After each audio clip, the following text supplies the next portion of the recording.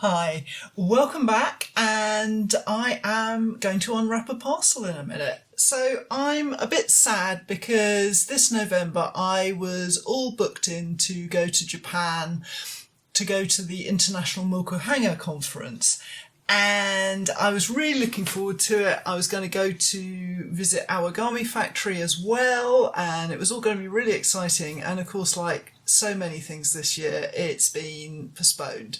So to cheer myself up, I have ordered some paper from Awagami, actually 2 batches, and this one has arrived, and it's some handmade paper. So I thought I would show you what I've ordered and just talk about my plans for how I'm going to use it. So looking at this, I'm going to start on this side and use my Kiridashi knife, which is absolutely perfect for this. So it feels like ages since you've been back in the studio, and I've got a couple of little projects coming up which we're going to film to show you. So let me just get in here, and here we go. So you can see, not my usual big pieces of paper, this is quite small. Ooh, and a little bit extra. That's one of the lovely things about ordering stuff from Japan, is that you often get a little present in with it, and this is a really pretty little piece of paper and an envelope for writing a note to someone on, so always lovely to have a little bit extra. And let me cut this very carefully. I always want to tear things apart, and of course I don't want to cut the paper, so I'm just going to be really careful opening this up. And this paper that I've ordered here is a handmade paper, and it's actually for Sumi ink painting. I think you can use it for, well, I'm going to use it for printmaking. I think that they say you can use it for printmaking, but you know, I've never let that worry me. I'm a great believer in trying things out and hoping they'll work, so just keep going. And this is part of Awagami's range for artists. And here we go. So the paper, as you can see, is quite small, and it's also quite thick. It's 297 gram paper. Let's get this open so that I can show you. So what I was thinking with this is that I wanted to do a print that, again, made the most of the edges. If you watch my Lino with Laura series, the self-isolation series, I was working on some Kitakata paper with a deckled edge, and I was being really careful to keep that decal. So now I've got this open, I can see that not only has this got a lovely deckled edge, which I would expect from a handmade paper, but I love these curved corners.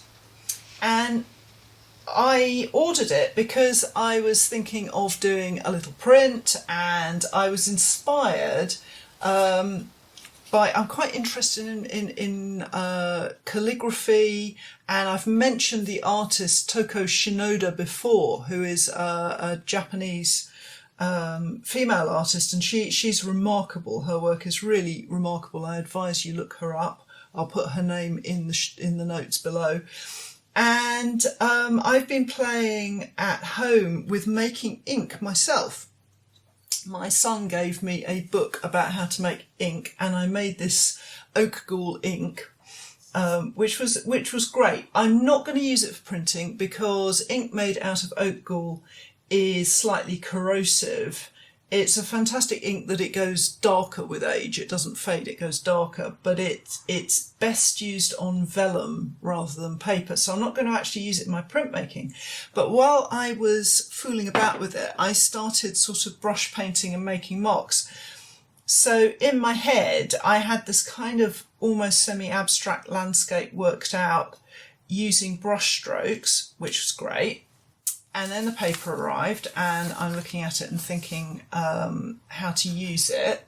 So moving on from there, I started fooling about just on paper, just messing about really with shapes and things, nothing very satisfactory. So it was kind of a dead end.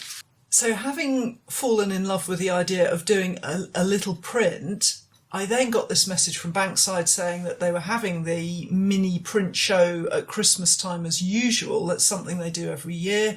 And they wanted 4 mini prints. Now that always catches me out. If you know my work, you know that I like big prints. I'm not very, I don't normally work to a small size. I've been doing artist pledge prints, which are small, but that's not my usual way of working. So the origami thing with the handmade paper was a bit out of the ordinary anyway. But now I need to do 4 prints, and although I'm really loving this paper, it's just gorgeous. There are only 12 sheets of it, because it's quite expensive and a bit precious. So I can't do 4 prints because I'd only get 3 pictures from each print if I did that. So that I've got to put to one side, which is always hard when you have a new paper. And I turned to lino. I thought, well, you know, I've got this brushstroke idea in my head. How about if I painted directly onto lino? So this is the first of my 4. And the reason I painted directly onto lino is that I quite often use brush strokes in my work, as you'll know from my first series of Lino with Laura, from the self-isolation series it's called, if you're looking at this on YouTube.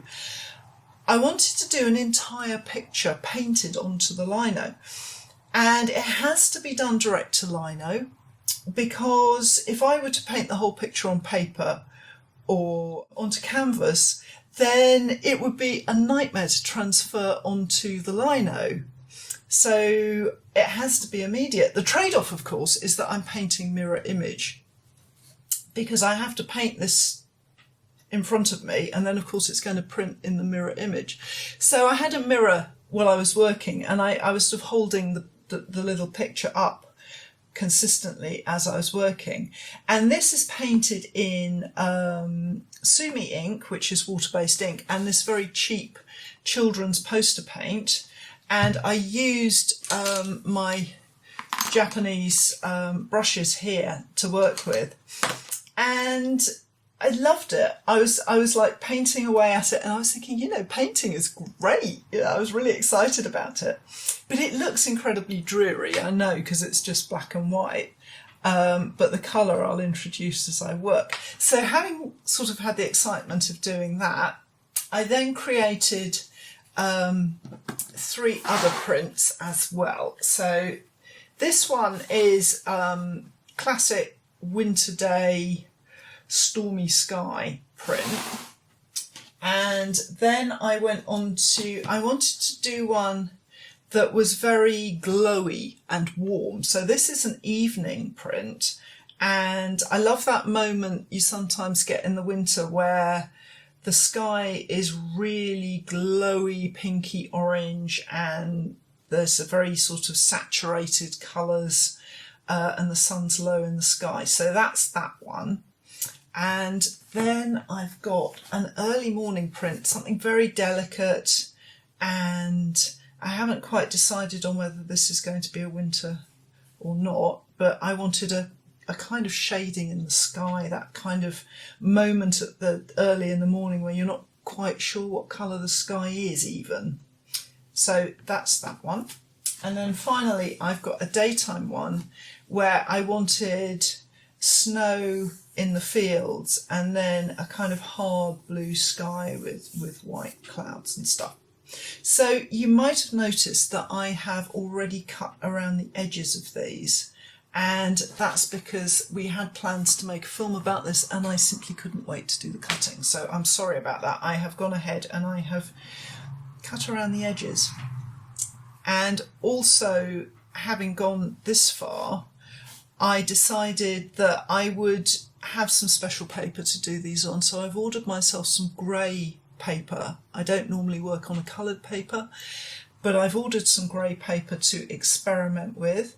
So I'm going to be playing with that and experimenting. I don't know whether that's going to be successful, but I wanted to play a bit with the idea of working in transparent layers and putting an undercolour under the print and then printing on top of it and things like that. So, you know, hey, that's to come.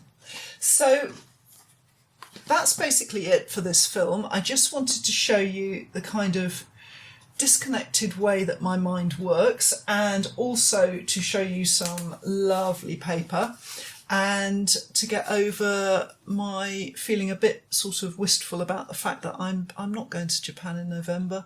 I'm going to be in the studio making prints, which is almost as good but not quite as exciting. So I hope you'll join me for some more films, and thank you very much for watching this one.